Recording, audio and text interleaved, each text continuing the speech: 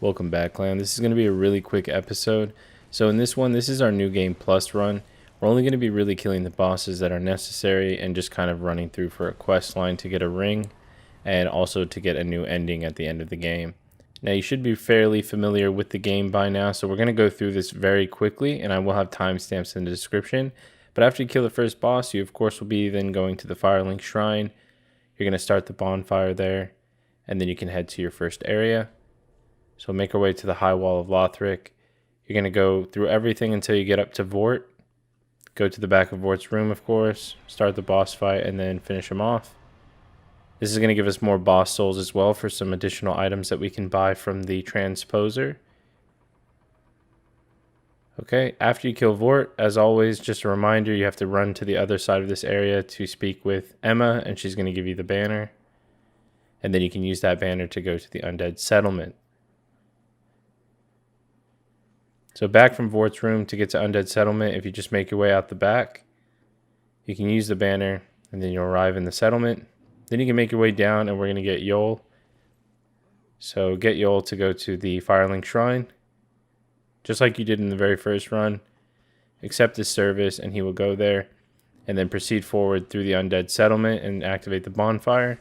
You'll eventually come towards the dilapidated bridge and you can find that invader again for another vertebrae shackle. If you even need to farm them. If you don't, you can just skip past him. As you can see, that puts me at 29, and then you can activate the bonfire nearby as well. So you might not even necessarily need to kill him, but either way, keep progressing through the Undead Settlement.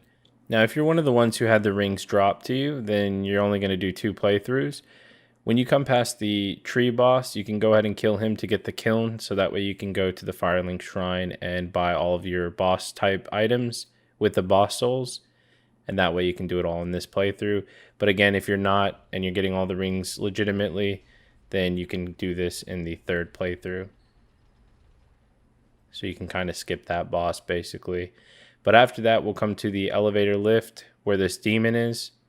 And the reason we're coming here is for a pale tongue. So if you do not need a pale tongue, let's say you farmed all 10 of them, you can ignore this part as well. So again, I have timestamps in the description. And that might make it a little bit easier for you guys to skip unnecessary parts.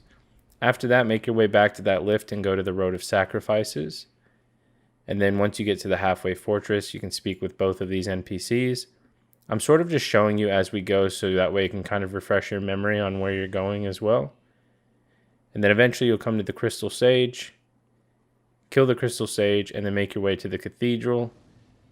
Still nothing of importance just yet, but when you go to the cathedral, if you didn't get enough pale tongues, there's another one you can grab here. So this is right before the Deacons of the Deep boss fight, that one giant. And if you do happen to unlock Rosaria's bedchamber bonfire, just make sure you do not speak to Rosaria because it'll interrupt the quest. And we need this quest for another ring. Again, you don't have to worry about that either if you had the rings dropped to you, but just make sure you don't talk to her anyways. There's no real need to. Go ahead and continue to the Deacons of the Deep and then kill them. Once you've done that, activate their bonfire, of course.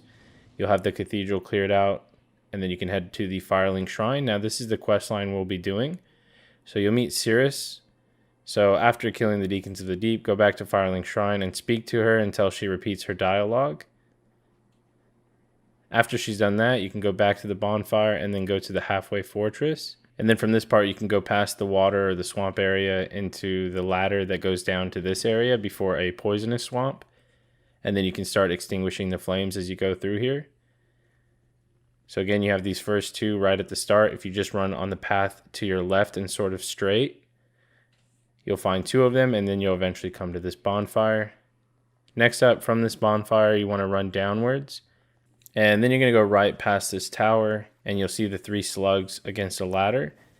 And if you still need the Wolf's Blood Swordgrass, or whatever the hell the fucking thing's called, there's one right here on the side. So again, there's one there. And that way you don't have to farm anymore if you still needed them. And then you can go up the ladder, activate the Watchdogs of Farron bonfire. Next, we're going to get an ash that we can use for the handmaid. So we're going to go back outside the bonfire room, smack the illusionary wall, and then grab the ashes. Then from there, we can go back to the Firelink Shrine. We can speak to Horus and Henri right here. Go through their dialogue, make sure both of them have gone through the dialogue. After that, make your way over to where the handmaid is.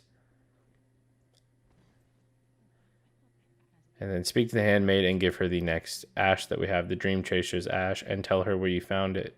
So this will make an NPC spawn in the Firelink Shrine, but the way to do that is by going to the bonfire, clicking Firelink Shrine so it refreshes the area, and it'll just load you back in the Firelink Shrine.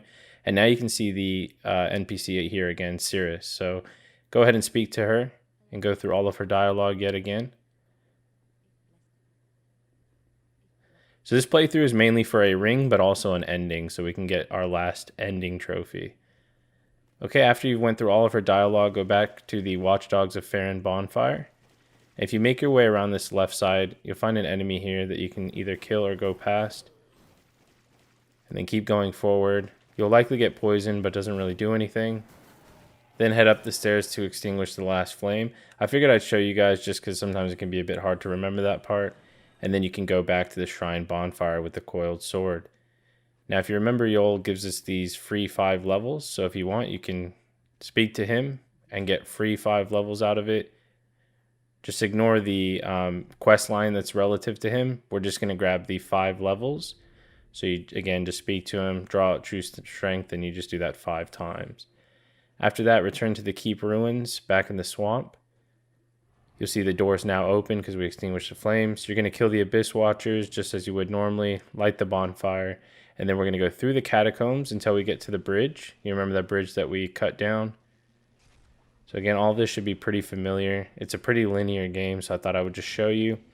Then you're going to kill the High Warlord Wolnir, activate his bonfire, and then after that you'll find the Irithyll bonfire. You're going to find this beast on the bridge. Now you do want to kill him because we need to go back on the bridge. We've already got that ring from our first playthrough. But to continue the quest line, what we'll do is we'll activate this bonfire by the fountain. We're then going to rest at the bonfire, and then we'll go over the bridge. So make your way towards the end of the bridge where we first came from. And then keep running until you see a summon sign. So you should be embered for this as well, otherwise it likely won't show.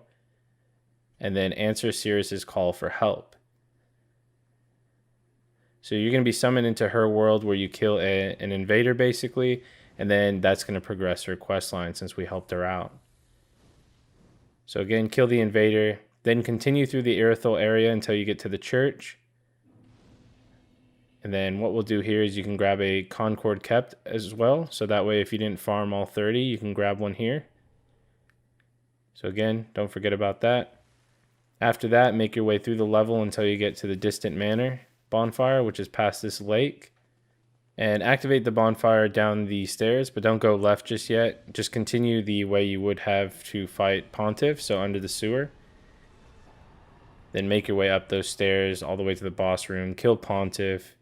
And then after killing Pontiff, head back to the Firelink Shrine to see Cirrus again. Now, she's going to give you a ring if you've done the questline correctly.